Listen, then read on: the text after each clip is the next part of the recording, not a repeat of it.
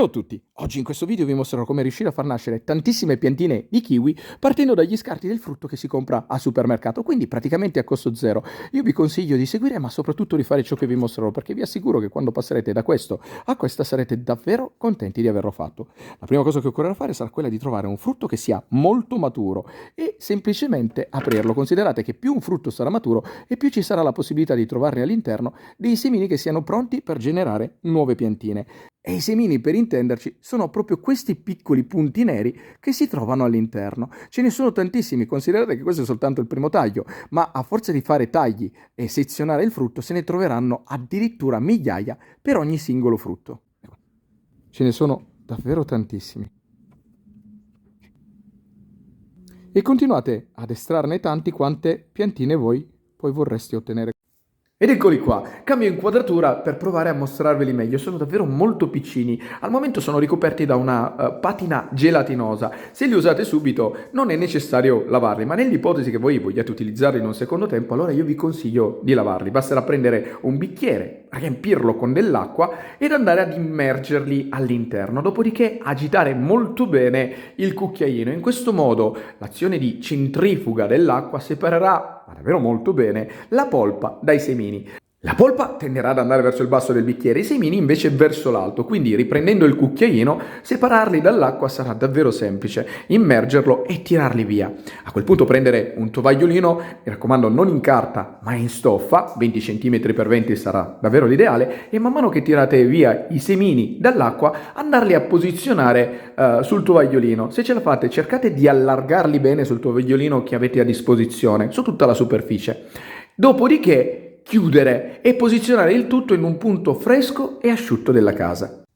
E all'incirca dopo 2 ore in genere il tovagliolino riprendendolo è completamente asciutto. A quel punto si potrà aprire e tirar via dal supporto tutti i semini. È proprio per questo che dico di non utilizzare quelli in carta, perché se fosse in carta il tovagliolino sarebbe davvero difficile eseguire questa operazione. Quindi continuare a grattare i semini fino a che non li avrete raccolti tutti, dopodiché posizionarli all'interno di un contenitore. A questo punto li potrete o utilizzare direttamente o mettere in un luogo fresco e asciutto e utilizzarli quando più vi aggraderà. Semina. Procurarsi del terreno che sia soffice e drenante, anche del terriccio universale andrà benissimo. Addirittura meglio se riusciste a trovare della torba di buona qualità. E procurarsi un contenitore in plastica di almeno 10 cm x 10 che si possa aprire e chiudere ermeticamente e che possibilmente sia trasparente. Considerate che questo era un contenitore per alimenti che io ho consumato e poi lavando il contenitore questo è il risultato che si è ottenuto. Quindi basterà prendere la terra ed andarla ad inserire all'interno e creare uno strato di circa 6-7 cm sul fondo. Riempito il contenitore, si potrà procedere con la semina vera e propria. Considerate che questi semi hanno una germinabilità davvero molto alta, quindi prenderne anche soltanto una decina, fare una striscetta nel centro, eccoli qua, farli cadere, niente di più, dopodiché, casomai con una forchetta, andare a smuovere leggermente il terreno, non fate dei fori troppo profondi perché sennò ci sarebbe il pericolo che comunque i semi andrebbero troppo in profondità e dato che sono molto piccini poi avrebbero dei problemi a nascere. Quindi prendere un vaporizzatore e bagnare il tutto molto abbondantemente, così. Dopodiché chiudere il contenitore e posizionare lui in un punto dove prenda molta luce ma non i raggi del sole diretti, perché sennò, se troppo forti, potrebbero far innalzare le temperature all'interno del contenitore, rischiando di far seccare tutto. Primi risultati. Trascorsi soltanto 10 giorni, riprendendo il contenitore, si può notare che all'interno una piccola piantina è già spuntata. È soltanto una, ma questo significa che l'esperimento sta procedendo nel migliore dei modi. Adesso è alta circa mezzo centimetro e si vedono soltanto le prime 2 foglioline. Queste in realtà non sono le foglioline vere e proprie, ma sono i cotiledoni, le prime 2 che nascono prima che poi la piantina in realtà si sviluppi realmente. È trascorso un mese, da una piantina siamo passate a 6 e sono davvero perfette, adesso sono alte circa 1 centimetro e realmente adesso si può dire che l'esperimento sta procedendo veramente bene perché comunque su una decina di semi che abbiamo messo 6 è davvero un ottimo risultato. Adesso sono alte circa 1 centimetro e le foglioline stavolta non sono soltanto più i cotiledoni ma ci sono le foglioline vere e proprie. Trascorsi 2 mesi, le piantine sono cresciute davvero molto, sono alte circa 3 cm. Questo però ricordatevi che è un semenzaio, quindi affinché loro si possano sviluppare nel migliore dei modi, occorrerà separarle e metterle ognuna in un singolo vaso, in modo che la crescita e il corretto sviluppo di una non vada ad interferire su quello delle altre.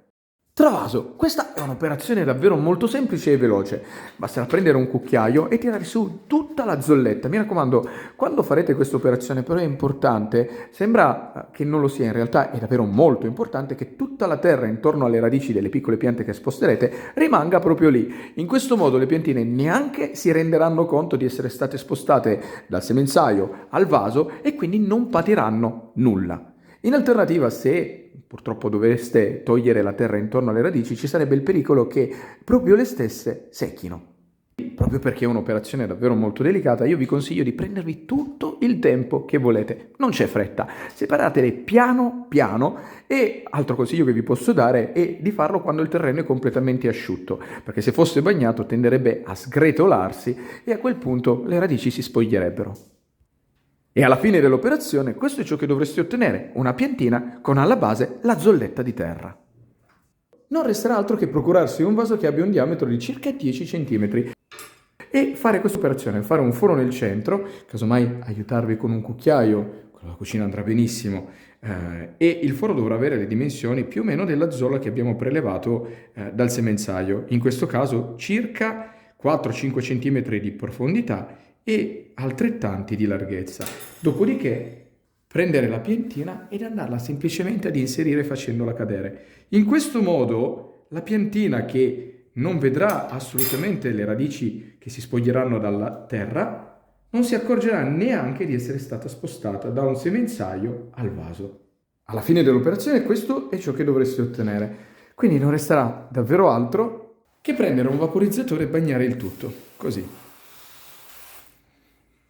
E l'operazione è ultimata. Posizionare la piantina in un punto dove prenda molta luce ma non i raggi del sole diretti finché sarà piccina. Sviluppo. Trascorsi 15 giorni, riprendendo il vaso, si può notare che la piantina non soltanto non è seccata, ma non è neanche minimamente patita. E questo lo si deve proprio grazie al fatto che il travaso è avvenuto lasciandogli la terra intorno alle radici. Sembra cosa di poco conto, ma vi assicuro che per la pianta è davvero molto gradito. Il fatto di non andarle a spogliare le radici le permetterà davvero di non patire assolutamente nessun trauma. Trascorsi quasi 3 mesi, però non dal travaso, da quando abbiamo iniziato l'esperimento, così è come appare la pianta. Si è allargata davvero tantissimo, come già nella fase prima, però insomma questa pianta sembra che non voglia crescere in altezza, perché in altezza è cresciuta davvero poco. Ricordatevi che la natura è davvero perfetta. Prima di fare crescere una piantina in grandezza, cerca di fare sviluppare l'apparato radicale, e solo nel momento in cui ci sarà un apparato radicale che potrà permettere il sostentamento nutritivo di una pianta, allora la farà crescere anche in altezza. Trascorsi all'incirca 4 mesi, riprendendo la piantina, questo è il risultato che si è ottenuto, direi davvero incredibilmente perfetto. Le foglioline sono di un verde acceso ed intenso. Se si va a guardare alla base non c'è presenza di funghi, muffe o batteri, addirittura andando a guardare nel tronco principale, quindi questo, si iniziano a vedere i primi germogli.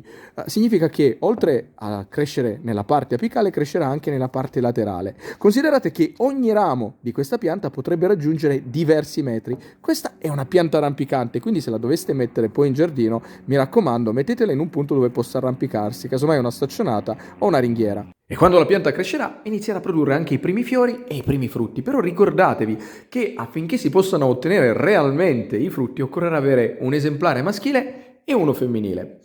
Vi assicuro che quando vedrete crescere i frutti sulla piantina che avrete fatto crescere voi, sarà una soddisfazione davvero incredibile, ma lo sarà ancora di più quando avrete un raccolto esattamente come questo.